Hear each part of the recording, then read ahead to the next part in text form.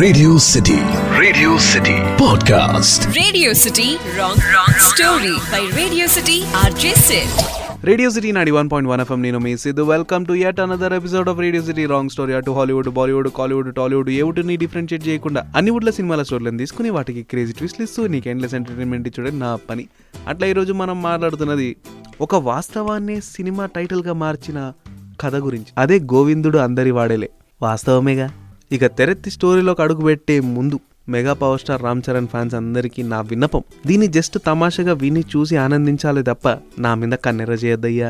నేను కూడా మీలో ఒకరిని గుర్తించాలి మీరు. ఇక డిస్క్లైమర్ ఇచ్చేసినాం కాబట్టి తెరెత్తి స్టోరీలోకి అడుగు పెడితే, బాలరాజు స్కూల్కి హెడ్ మాస్టర్ ఎట్లను ఊరికి ఆయనట్లా, గూగుల్ మ్యాప్స్ లేక దిక్కు తెలియనప్పుడు ఊరికే దిక్కు ఆయనకు ఒక భార్య, 2 పిల్లలు, చంద్రశేఖర్ రావు, బంగారి, ఇంకో 2 కూతుర్లు.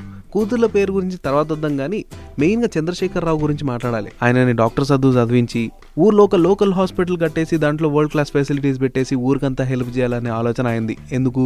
ఊరికంతా దిక్సూచి కదా. మరి ఇంకేంది, హాస్పిటల్ కట్టిర్రు, చంద్రశేఖర్ రావు గారు పెద్ద డాక్టర్ గారు కూర్చోబోతున్నారు, వరల్డ్ క్లాస్ ఫెసిలిటీస్ ఉన్నాయి. రిబ్బన్ కటింగ్ కి ముందు గుండెకాయ కట్ అయిపోయి ఒక న్యూస్ వస్తుంది.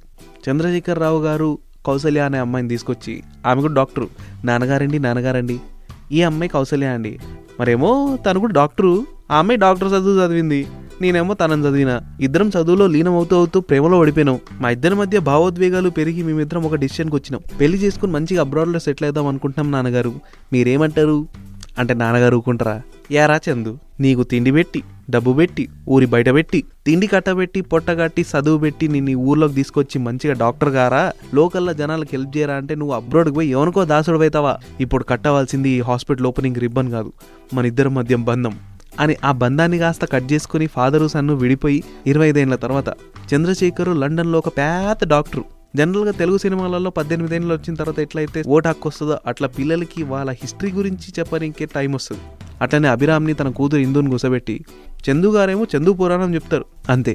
ఇంజనీరింగ్ స్టూడెంట్ డిగ్రీ అయిపోగానే ఏదో ఒకటి చేసేయాలని చెప్పి ఇంజనీరింగ్ని పక్కన పెట్టి వేరేదో పని చేసే పోయినట్టు అభిరామ్ కూడా బాలరాజు గారిని, చంద్రశేఖర్ గారిని కలిపే ప్రయత్నంలో వస్తారండి.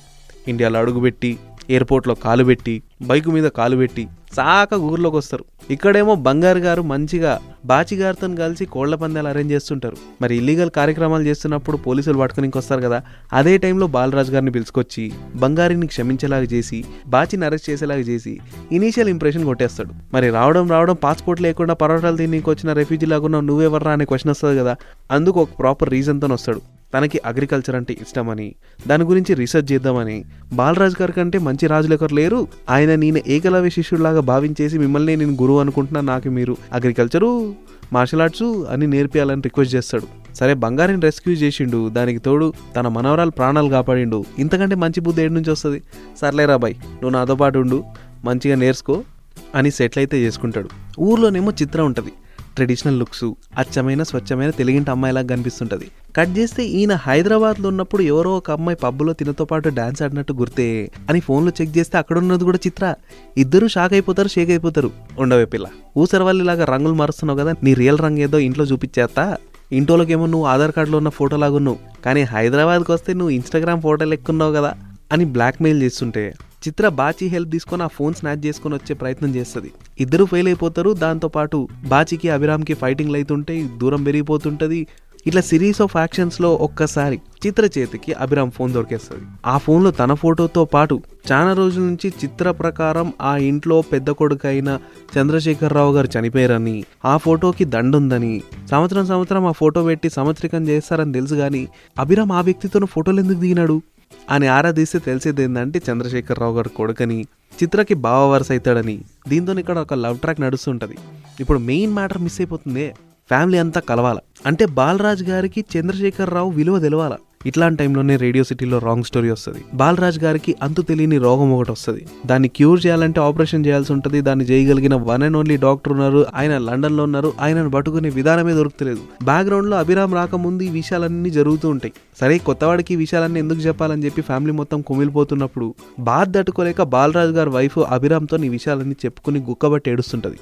డైరెక్ట్గా వెళ్తే ఆ డాక్టర్ని అప్రోచ్ అవ్వడం అసాధ్యం. మరి అభిరామ్ సొంత కొడుకు కదా, ఈ విషయాలన్నీ రివీల్ చేయాలి కదా.